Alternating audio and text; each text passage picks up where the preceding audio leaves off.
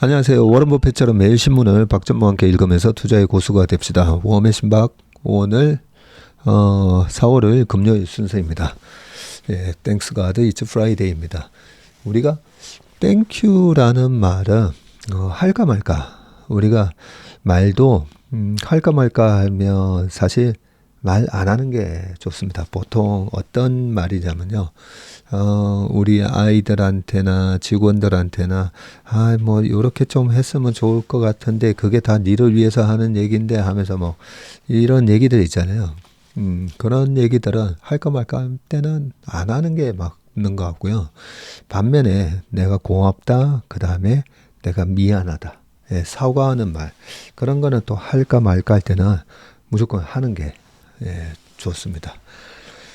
그래서 뭐 땡스 가드 뭐 금요일마다 항상 감사하다는 얘기는 뭐 하는 게 좋을 것 같고요. 그리고 이 댓글 있다가 제가 또 웃겨가지고 저녁에 밥 먹고 설거지하면서 매일 듣는데 설거지가 잘 됩니다. 설거지가 잘 된다. 예. 저도 이 러닝머신이나 이런 거는 좀 안 좋아합니다. 나가서 축구하든 농구하든 막 하는 거 좋아하는데 러닝머신은 뛰고 있으면 내가 이걸 왜 뛰고 있나. 그리고 산에 올라가는 것도 같이 누구랑 이렇게 같이 올라가면 좋긴 한데 혼자 산에 가는 거 되게 힘들더라고요. 그럴 때 뭔가를 이제 들으면서 가면 좋은데 아마 그런 차원에서 말씀하신 것 같습니다. 희한하게 웜의 신박은 잠도 잘 오고 설거지도 잘 되고 여러 가지 좋은 사이드 이펙트가 있는 것 같습니다. 자, 그러면 오늘 또 기사를 오늘은 7개나 가져왔기 때문에 좀 빨리 가보도록 하겠습니다. 먼저 첫 번째 기사는요. 아무래도 대만의 지진 소식을 봐야 될 것 같습니다.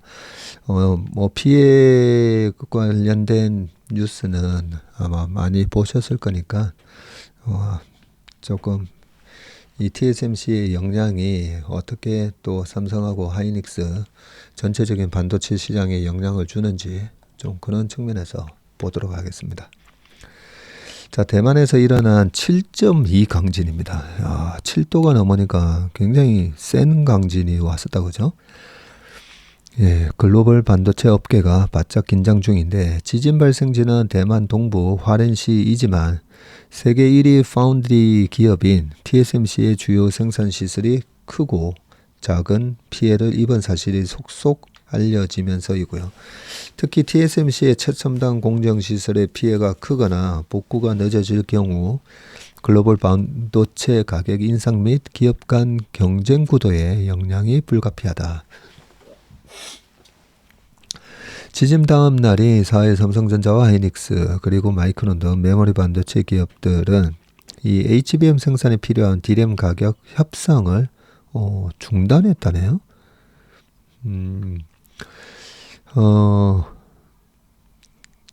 블룸버그 통신에 따르면 TSMC는 성명을 내고 지진 발생 10시간 만에 공장 설비의 70% 이상을 복구했다고 밝혔네요. 근데 10시간 만에 70%면 그렇게 또 높은 건 아닌데 회사 측은 남부 타이난에 새로 짓고 있는 팹 18 등 신설 공장은 이날 안에 시설 복구가 완료될 것이라고 했고요. 이 공장은 첨단 반도체를 생산하는 주력 거점으로 알려져 있고 모든 극자외선 EUV 노광 장비들을 포함해서 주요 장비에는 피해가 없다고 했고요. 일부 시설에서 장비 일부가 손상됐지만 완전한 복구를 위해 가용 자원을 총동원하고 있다고 밝혔습니다. 그러나 TSMC는 이날 저녁 다시 성명을 내고 일부 생산 라인은 생산 재개에 시간이 더 필요하다면서 지진 진폭이 컸던 지역의 일부 생산 라인은 생산 재개까지 비교적 긴 시간이 걸릴 것이라고 말을 했고요. 실제 피해 규모가 알려진 것보다 더 클 수 있다라는 의미입니다. 하지만 중국, 대만 언론에서는 TSMC가 입은 크고 작은 피해 상황을 전하는 보도가 속속 나오고 있는데 반도체 전문지 신즈신 네. 는 TSMC 공장 건물의 내진 설계는 규모 7 지진까지 견뎌내는 레벨 7으로 설계됐으나 이번 지진으로 인해서 일부 웨이퍼가 손상되고 기계들은 점검을 위해 가동을 중단했다고 보도를 했고요. 이 매체는 지진으로 6시간가량 TSMC 직원들의 근무가 중단됐으며 이로 인해 2분기 실적이 6천만 달러 한 807억? 얼마 안 되네요. 807억 정도 감소할 것이라고 대만의 한 연구기관을 인용해서 보도했다고 합니다. TSMC 분기 총이익의 0.5% 규모다라고 되어 있습니다. 0.5%입니다. TSMC의 3나노 등 최첨단 라인에서 피해도 보고되고 있는데 TSMC 내부 소식통을 인용해서 타이난에 있는 3나노 웨이퍼 팹에서 기둥이 파손되는 등 구조적인 피해를 입어서 생산이 완전히 중단됐다고 했고요. 그리고 7나노 이하 공정용 EUV 노광 장비도 파손됐다고 하고요. R&D 시설의 벽이 갈라졌으며 신주 지역에 있는 또 다른 공장에서도 파이프 파열 등 막대한 피해를 입어서 생산이 중단됐다고 전했습니다. TSMC의 3나노 팹은 애플 아이폰 15에 탑재되는 A17 요 칩 등 최첨단 고급 반도체를 만드는 곳이라네요. 삼성전자와 TSMC가 경쟁 중인 이 공정에는 수십 일 이상 안정적인 진공 환경이 필수인데 지진 같은 외부 충격을 받으면 칩 일부가 손상될 수 있고 이번 지진으로 인해서 애플 제품 공급망의 잠재적 지연이 우려된다고 전했습니다. 메모리 반도체 3위 기업인 마이크론은 대부분 D램을 대만에서 생산하고 있고 그래요. D램 공장이 집중된 대만 북부와 중부에서는 진도 4에서 5 수준의 흔들림이 있었다고 한다. 마이크론과 대만의 D램 제조사 난야는 지진 이후 순차적으로 가동을 중단했고요. 트렌드포스에 따르면 마이크론은 오는 2분기 D램 가격 협상도 중단을 했습니다. 이번 지진으로 인한 손실을 파악한 후에 가격 협상에 나서기 위해서이고 요 부분이 중요하다 그죠? 전자와 하이닉스 역시 2분기 가격 협상을 중단했다고 밝혔습니다. 대만 지진으로 D램 공급 가격이 오를 가능성이 커졌기 때문이다. 네. D램 가격은 공급사와 고객사 간 협상으로 책정이 되는데 이 협상 가격의 평균치인 고정거래 가격은 최근에 석 달째 등락 없이 1.8달러에 머물러 있네요. 석 달째. 김선우 메리츠증권 연구원은 마이크론이 2분기 판매 가격 협상 중에 계약 논의 중단을 통지한 것은 공급 부족을 고려해서 가격 협상력을 증대시키려는 전략이라고 분석했네요. 시티그룹은 2분기 D램 가격이 1분기에 비해서 두 자릿수 상승률을 기록할 것이라고 전망을 했다. 밑에 참 그림이 잘 나와 있습니다. D램 고정거래 가격 추인데요.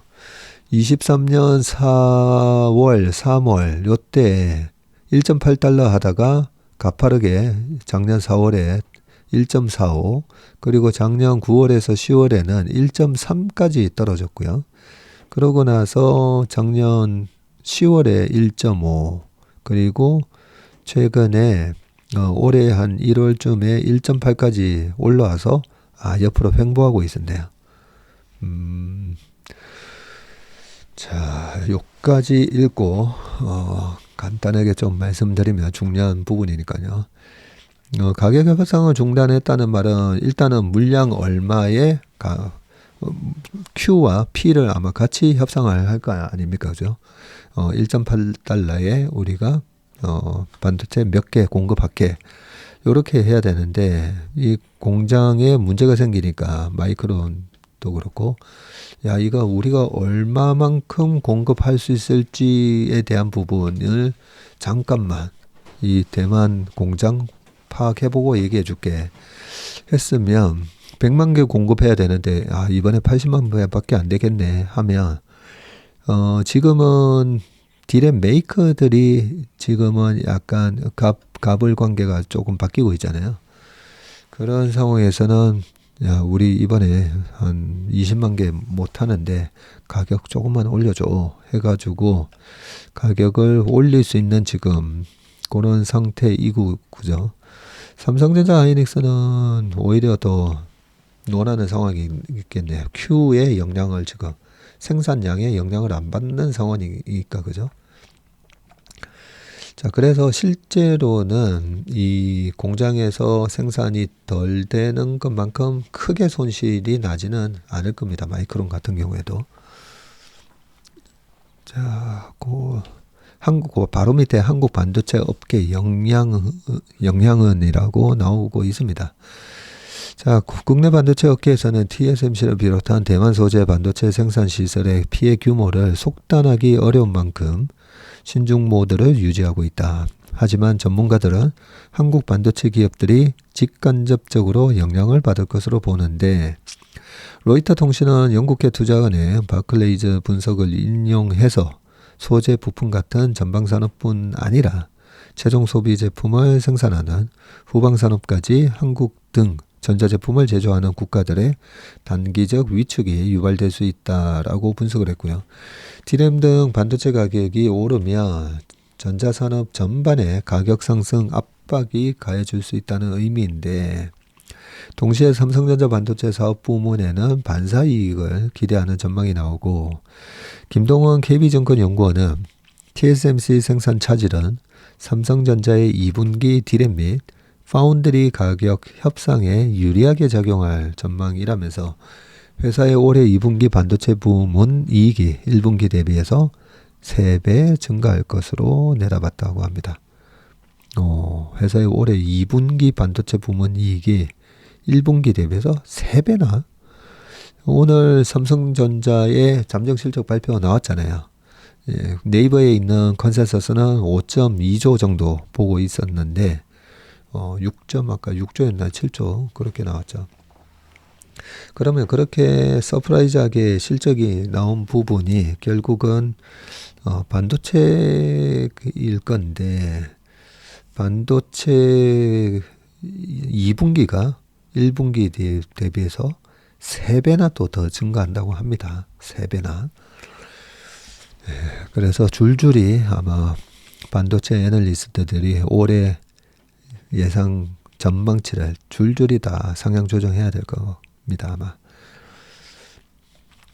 반도체 삼성전자나 하이닉스 주식을 언제 팔아야 되냐면요.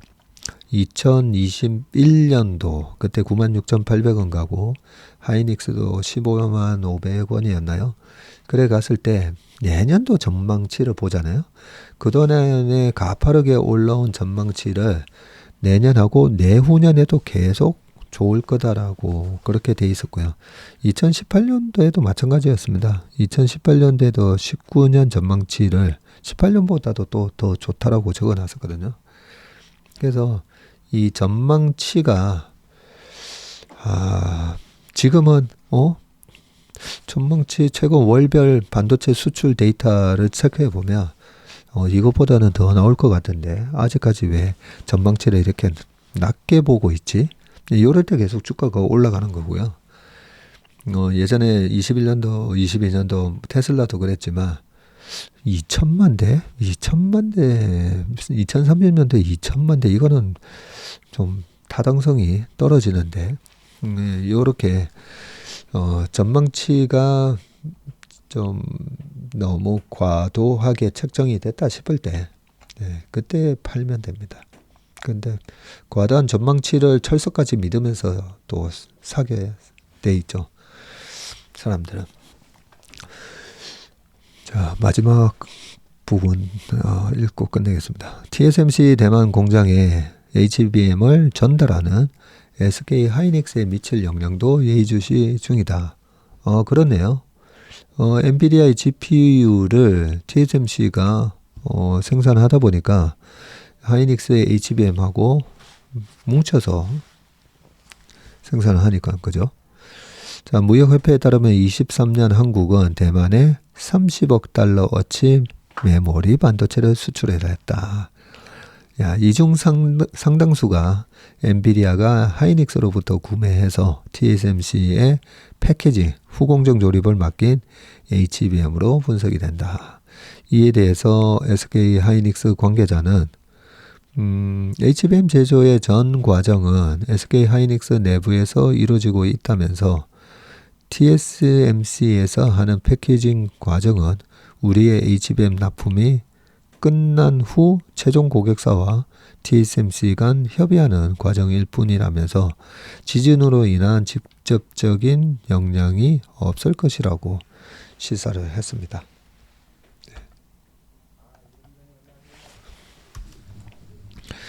그 관련된 기사는 조금 더 이어서 보도록 하겠습니다.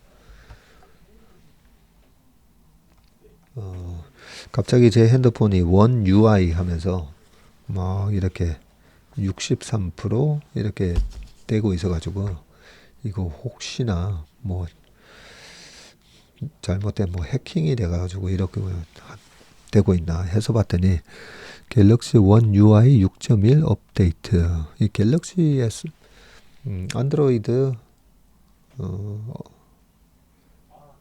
업데이트 OS가 업데이트 되는 거군요. 자, 두 번째는 요 에디터스 노트라고 해서 자, 대만만 흔들린 게 아니다. 빅테크 전쟁, TSMC 변수라고 되어 있거든요. 우리가 21년 말 그 수에즈 운하에서 사고 때문에 이 공급망 차질이 발생했었잖아요. 거기다가 코로나에 대한 후유증으로 그 노동력이 제대로 공급이 안 되면서 여러 가지로 이 차량용 반도체가 제대로 공급이 안 되고 그에 따른 여러 가지 후폭풍이 있었잖아요. 예, 그런 차원에서 이번에 대만의 지진이 혹시나 그런 후폭풍을 가져올까봐 그런 차원에서 체크를 해보고 있다고 보시면 됩니다. 자, 요즘 세계 주요 기업의 관심은 모두 대만에 쏠려 있습니다. 시장 점유율 60%가 넘는 세계 1위 파운드리 업체 TSMC 때문인데요. 이들은 대만에서 일어난 7.2 강진 여파로 TSMC의 생산이 얼마나 타격을 입었는지 예의주시하고 있습니다. TSMC의 촉각을 곤두세우고 있는 건 세계 각국이 보조금을 주면서 반도체 전쟁을 벌이고 있는 와중에 이런 사태가 벌어졌기 때문이고, 여기에 세계 빅테크는 이곳에 반도체 주문을 하려고 줄을 서고 있다. 지난해 TSMC의 1위 고객은 애플로 전체 매출의 25%나 차지한다고 합니다. TSMC의 고객의 전체 매출의 25%가 애플이군요. 요즘 증시에서 인공지능 AI의 황제주로 대접받고 있는 엔비디아는 반도체 생산을 모두 또 이곳에 맡기고 있고, 미디어텍, 퀄컴, 브로드컴, 마벨, 소니, AMD 등도 주요 고객이라고 합니다. 이러니 이들 기업이 TSMC에 무슨 일이 벌어졌는지 노심초사하는 겁니다. TSMC는 지진 발생 10시간 만에 70%를 넘었다고 밝히기도 했지만 일부 반도체 칩 생산 타격은 불가피해 보이고 웨이퍼가 손상되고 설비는 점검을 위해 가동을 중단했다는 외신 보도가 잇따르고 있습니다. TSMC의 생산에 차질이 생기면 국내 반도체 회사에는 호재가 될 것이라는 전망도 나오는데, 이들 기업의 가격 협상력에 유리하게 작용할 수 있기 때문이죠. 이미 삼성전자와 하이닉스 등은 HBM 생산에 필요한 디램 가격 협상을 중단을 했고, 4일 삼성전자 주가는 이날 장중에 85,500원을 터치하며 52주 신고가를 경신하기도 했습니다. 하지만 반도체 가격이 오르면 국내 전자산업 전반에도 가격 상승 압박이 가해질 수 있다는 우려도 나오고 호재일 수도 악재일 수도 있다는 얘기입니다. 라고 했습니다.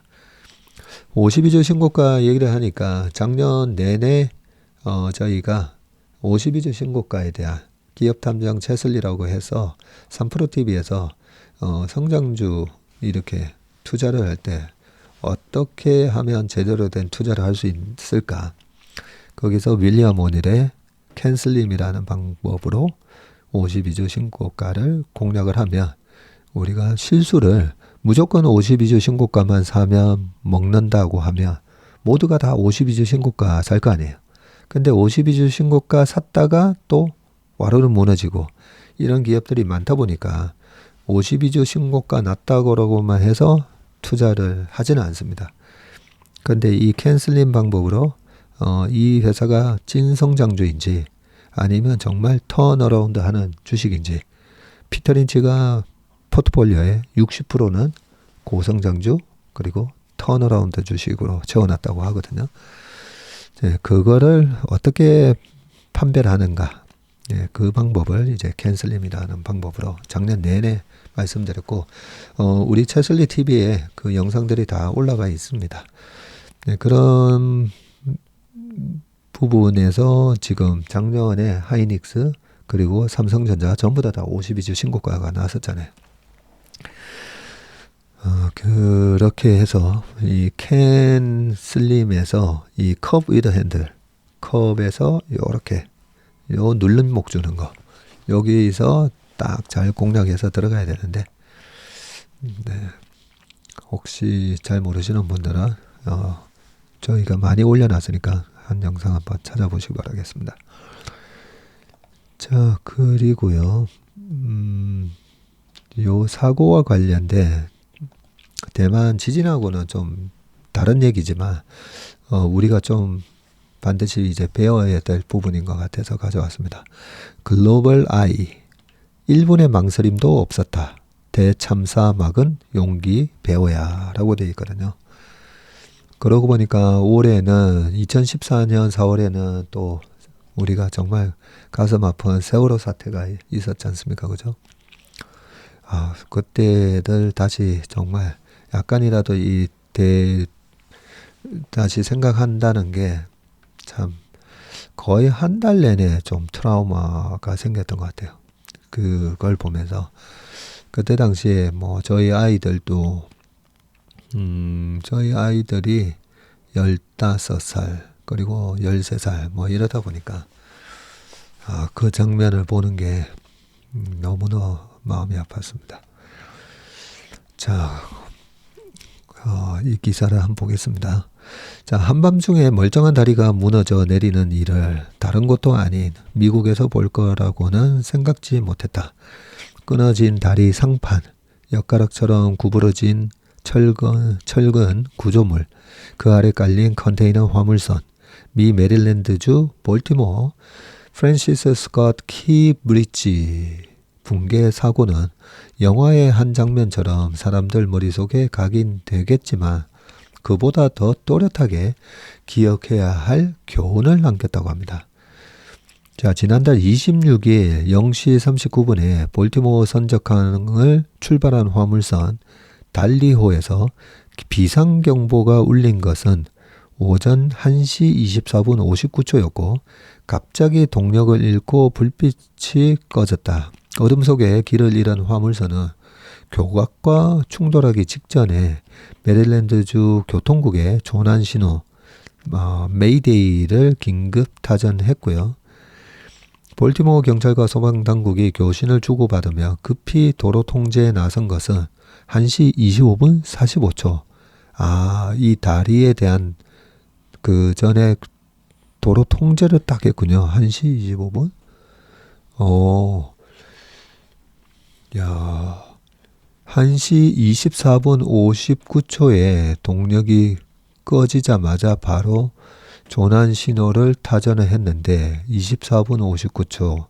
근데 25분 45초에 메이데이 전파 후 채 1분이 안 됐을 때 한 명은 남쪽에서 한 명은 북쪽에서 다리 교통을 전면 통제해 주세요. 라고 조치가 있었네요.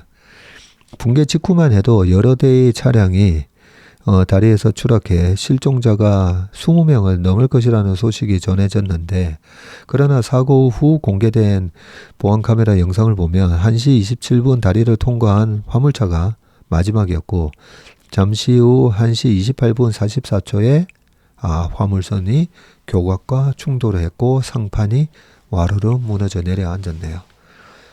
충돌 직전에도 벌써 조난 신고를 하고, 조난 신고 1분 만에 다리 통제가 들어가고, 그러고 나서 딱 4분 뒤에 교각과 충돌을 하면서 상판이 무너져 내리는데, 다리 위에서 작업 중이던 인부 8명이 강물에 빠져 구조된 2명을 뺀 나머지 6명이 실종이 됐고요.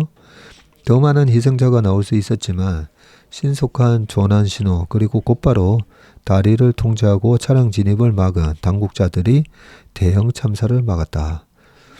웨스무어 메릴랜드 주지사는 수많은 생명을 구한 영웅들의 용기 있는 행동이라고 했을 때 우리나라였다면 어땠을까라는 생각이 머리를 스쳤다.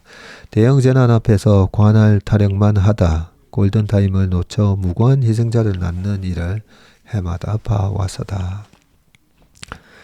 2020년 7월 부산시 동구 초량 제1 지하차도 침수 사고에서는 시민 3명이 숨지기까지 차량 통제는 없었고, 부산시와 동구청은 지하차도 관리 책임을 서로 미뤘고 3년 뒤에 또 똑같은 일이 벌어졌고요.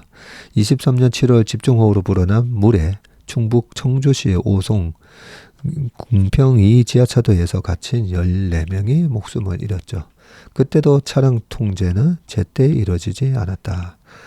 위기 신호가 전파되자 일본의 망설임도 없이 단호하게 행동한 볼티모어 당국자들의 신속한 대처와 용기를 우리 당국자들이 제대로 배워야 한다. 올해도 같은 참사를 겪지 않으려며.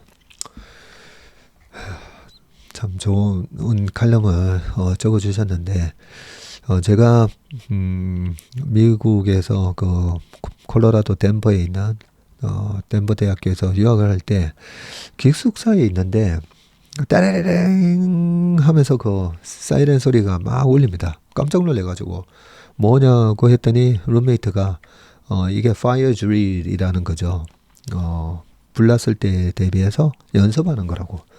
연습하는 거냐 하는데, 뭘 하고 있던 딱 일어나서 계단을 이용해서 쫙 다 내려오는, 그걸 모든 기숙사에 있는 학생들이 다 당연하다는 듯이 그걸 지키면서 내려오더라고요.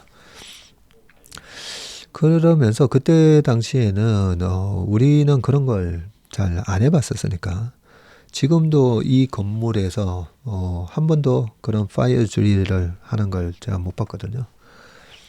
그런 걸 여러 번 겪고 나다 보니까 그 다음에 우리나라 와서 어디 예전에 저기 경주에서도 뭐 무너져서 무슨 사고도 있었고, 특히나 이제 사우나나 이런 데서 화재가 발생해서 2층, 3층에 있던 뭐 사람들이 대피를 못해서 또 사고가 나고, 이게 계속 반복이 되잖아요.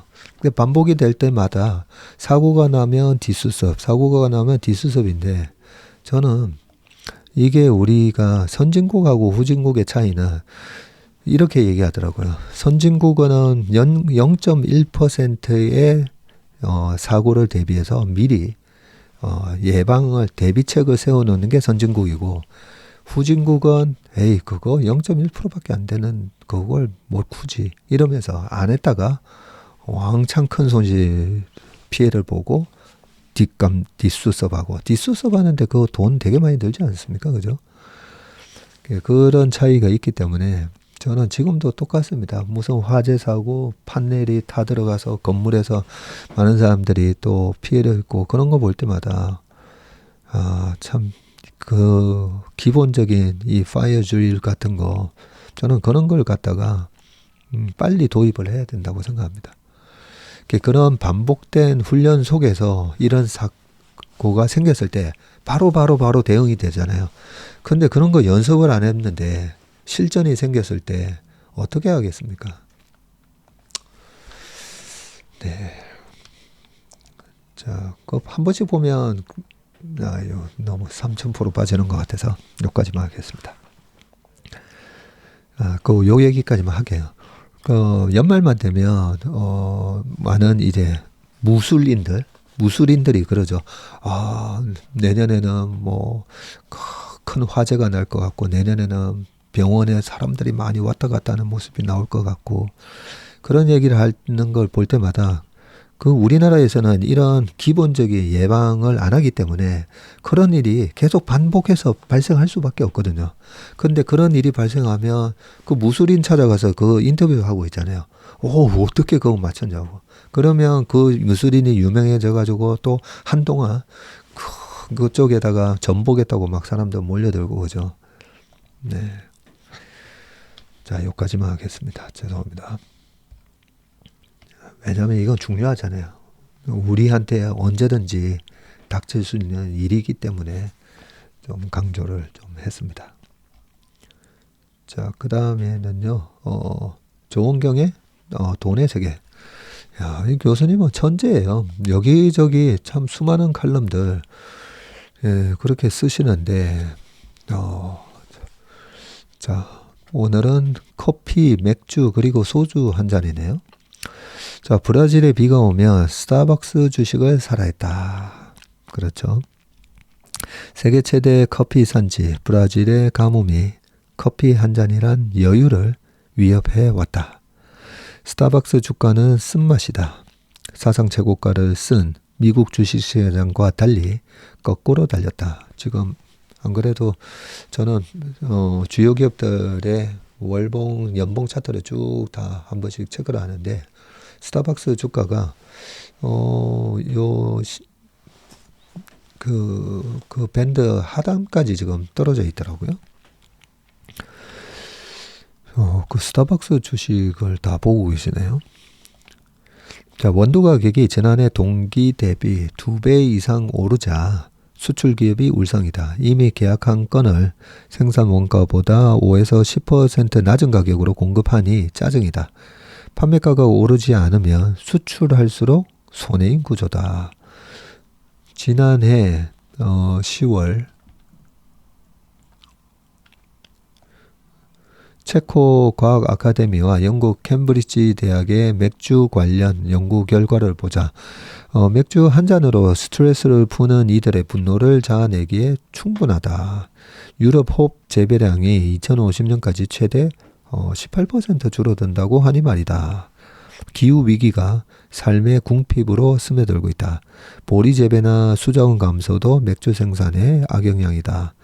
호흡이나 보리를 정량보다 덜 쓰며 맥주 맛은 밍밍하고 물을 적게 사용하면 생산 단가가 오른다. 가격을 내리는 걸 발견하기 어려운 요즘인데 국내 편의점이 올해 소주 판매가를 200원에서 300원씩 내린 건 그래서 반갑다. 우리 조 교수님도 소주 애주가신 거 봅니다. 국산 주류와 수입 주류의 과세 불평등 개선이 이루어졌는데 이전에 국산 주류는 판매 비용과 이윤에 세금을 매겼다. 수입 주류는 판매 비용과 이윤이 붙기 전 수입 신고 가격에 세금을 부과했는데 말이다. 소주 출고가가 내렸다고 주점이나 식당에서 소주 가격을 낮추기는 어렵다. 그렇죠. 소주 가격 낮췄습니다. 이런 거 안 붙어 있습니다. 그들도 장사해서 먹고 살아야 한다. 네, 요즘 식당들이 너무 어려워 보입니다. 정부는 3월 잔술 판매 허용을 명문화했고, 잔술을 팔아요? 옛날에 담배도 까치담배라고 했죠. 요즘도 까치담배 파나 모르겠네요. 소주 한 병 대신 소주 한 잔을 달라고 하는 소비자가 늘어날까. 안 그래도 식당에 보면 옆에 소주 먹고 남은 한 반병 이상 남기고 이래 가는 경우도 많은데, 그런 걸 갖다가 아예 조금만 한 두세 잔만 더 먹고 싶은데 한 병 더 시키기 좀 애매할 때 이렇게 좀 잔술로 달라고. 근데 한 번 따면 이 소주도 어떻게 되나 모르겠네요. 이 휘발성이 있어서 좀 알코올이 날아가지 않나 그런 생각도 들고요. 자, 10여 년 전 급등한 배추값이 정쟁의 대상이 되었다. 12년 전에 시간이 지나면 내릴 게 뻔한 걸 악용하는 정치인은 물가를 안주 삼아 대책 없이 염정을 질렀다. 국가가 할 수 있는 것과 해서는 안 될 것 가운데에서 물가는 정권을 떠나 늘 처량한 신세로 덩그러니 있다. 라고 얘기하셨습니다. 자, 그 다음은요. 챗GPT의 235조 검색 광고 날아갈 판. 요게 좀 중요한 뉴스인 것 같더라고요. 구글 AI 검색 돈 내야라고 되어 있습니다. 구글이 AI 기반 유료 검색 서비스 출시를 검토 중인 것으로 알려졌는데 구글에서 AI 유료 검색 서비스가 나온다면 자사 핵심 사업인 검색 엔진을 유료화한 첫 사례가 될 전망이다. 그렇네요. 구글링 하는데 돈 내지는 않잖아요. 자, 무슨 일이야. 3일 파이낸셜 타임즈는 구글이 프리미엄 구독 서비스에 AI 검색 기능을 추가하는 것을 검토하고 있다고 보도를 했고요. 구체적인 계획이 밝혀지지는 않았지만 해당 기능은 구글의 AI 챗봇 제미나이 어드밴스드를 쓰려면 구독해야 하는 구글 원 AI 프리미엄 플랜 상품에 추가될 가능성이 높다. 구글은 지난 2월 저장 공간 2TB와 AI 챗봇 제미나이 어드밴스드를 이용할 수 있는 AI 프리미엄 플랜 요금제를 월 19.99달러 27,000원에 내놨네요. 파이낸셜 타임즈는 구글의 AI 검색이 유료화되면 지금까지 광고로 자금을 조달해서 무료 검색 서비스를 제공해온 구글이 이용자에게 비용을 지불하게 하는 첫 사례가 될 것이라고 짚었고요. 다만 엔지니어들이 서비스 배포에 필요한 기술을 개발하고 있지만 아직 서비스 출시 여부와 시기에 대해서 최종 결정이 내려지진 않았다고 덧붙였습니다. 구글이 검색 서비스의 유료 모델 도입을 고민하고 있다는 것은 무료 검색 서비스에 광고를 붙여서 수익을 올리는 구글 핵심 비즈니스 모델의 근본적인 변화가 필요해졌다는 신호고, 지난해 구글이 검색 및 광고에서 올린 매출은 1750억 달러, 약 235조 원으로 전체 매출의 절반 이상이나 되네요. 검색 광고라는 기존의 가장 큰 매출원을 유지하면서도 최신 AI 기술을 검색 기능에 접목해서 경쟁력을 키워야 하는 것이 현재 구글이 안고 있는 숙제이고요. 구글은 광고와 함께 노출되는 기존의 무료 검색은 유지한 상태로 AI 검색의 유료화를 추진할 것으로 보인다고 합니다.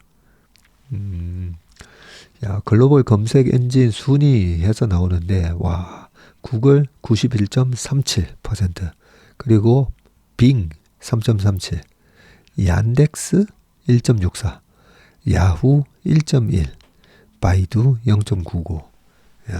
압도적이다, 그죠? 자, 이럼에도 불구하고 오픈 AI의 챗GPT 등 다른 생성 AI 서비스들이 AI 검색 기능을 강화하면서 이용자들에게 광고 노출 없이 빠르고 정확한 검색 결과를 내놓자 내부에서 느끼는 위기감이 커지고 있고요. 검색 엔진이 더 이상 이용자가 광고주의 웹사이트를 클릭할 필요 없이 완벽한 AI 답변을 제공하게 되면 구글의 광고 비즈니스가 어려움을 겪을 수 있다고 지적했네요. 이게 제일 중요한 부분이다, 그죠? 챗GPT가 기능이 강화되면 강화될수록 이 구글링이 줄어들 수가 있습니다. 파괴 여자와 파괴가 되는 곳이 어딘지를 늘 체크해야 되는데, 그죠? AI에서 마이크로소프트 등 경쟁사에 뒤처지고 있다는 인식도 구글로서는 극복해야 할 과제이고, 구글은 지난해 개발자 회의에서 검색 엔진에 생성 AI를 결합한 SGE, Search Generative Experience를 선보였지만 비용 문제로 개발에 차질을 빚으면서 지난 2월 서비스를 중단한 바 있습니다. 구글은 광고가 없는 검색을 준비하거나 고려하고 있지 않다면서 구독 서비스를 형성시키기 위해 새로운 프리미엄 기능과 서비스를 계속 구축할 것이라고 밝혔습니다. 자, 검색의 미래는 AI 검색의 영향력은 갈수록 커지고 있고 구글의 제미나이, MS의 코파일럿, 오픈 AI의 챗GPT 등 생성 AI 성능은 계속 향상되고 있고 이들이 생성 AI 기술을 통해서 플랫폼 강화에 나서고 있는 만큼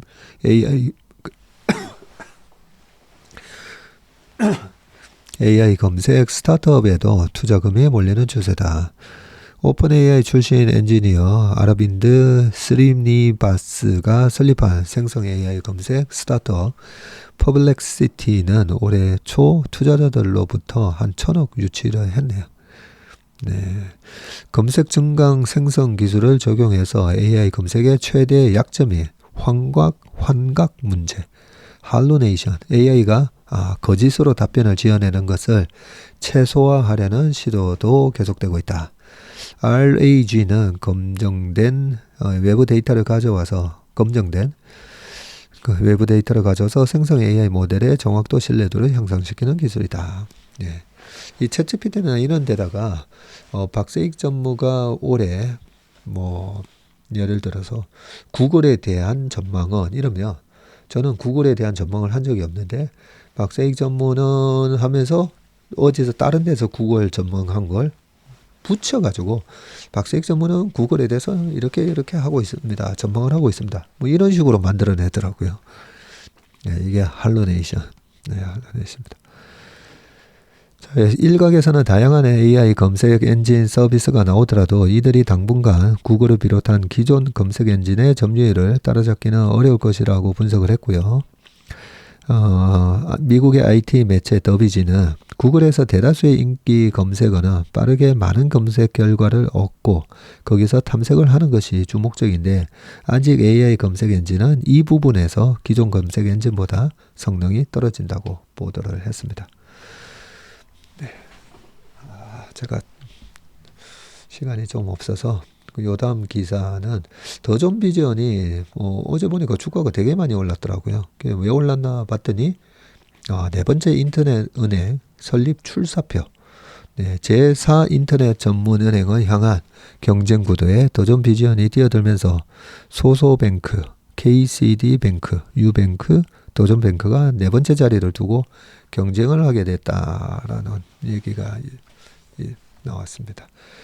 예, 이런 거 보면 기존의 은행에 계속 지금 인터넷 뱅킹, K뱅크 그리고 카카오뱅크 등등 해가지고 계속 시장을 조금씩 잠식해 들어오고 있는데 그죠?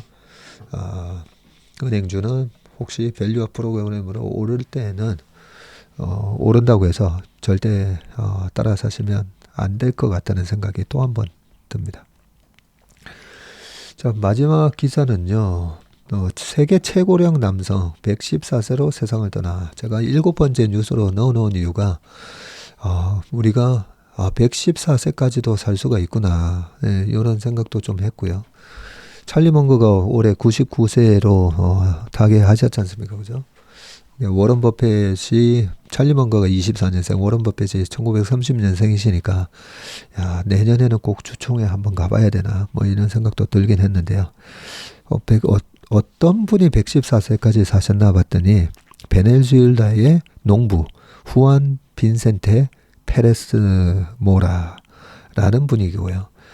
페레스의 친척과 고향 타치라주 현지 당국자들을 인용해서 그는 다음 달이면 115세가 되셨는데 진짜 오래 사셨다 그죠? 정확한 사인은 아직 밝혀지지는 않았다. 2022년 2월 기네스는 1909년 5월생인 1909년 5월생이시군요. 페레스를 생존해 있는 세계 최고령 남성이라고 발표를 했고요. 그러면서 페레스는 특별한 건강과 기억력을 갖고 있었다고 합니다. 자, 페레즈는 자신의 장수 비결로 장수 비결 우리는 이게 중요하잖아요. 열심히 일한 것을 꼽았고요. 또 잠자리 일찍 들고 매일 지역 정류주인 가이엔테 한 잔을 마셨다고 기내서는 정했다고 합니다.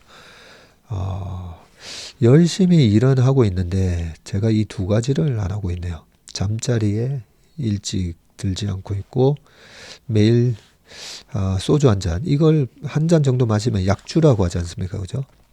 아까 소주값 200~300원 내렸다고 하는데 매일 저녁에 소주 한 잔 한번 생각해 봐야 되겠네요. 그리고 여기 이분 사진이 나오는데 참 되게 표정이 밝으세요.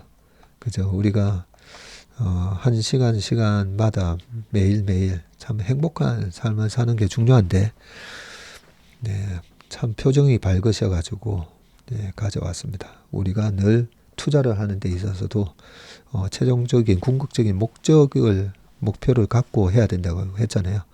내가 얼마를 벌어야지에 대한 목표 그 이상으로 어떻게 행복하게 살 것인가에 대한 그런 부분에 대한 설정이 있어야 되는데 네, 일단은 저도 오래 살아야 되는데 잠자리 일찍 들고 네, 열심히 일하고 네, 가끔씩 약주도 한잔하면서 그렇게 살아야 되겠군요. 네, 오늘 웜의 신방은 여기까지 하겠습니다. 행복한 주말 보내시길 바라겠습니다. 고맙습니다.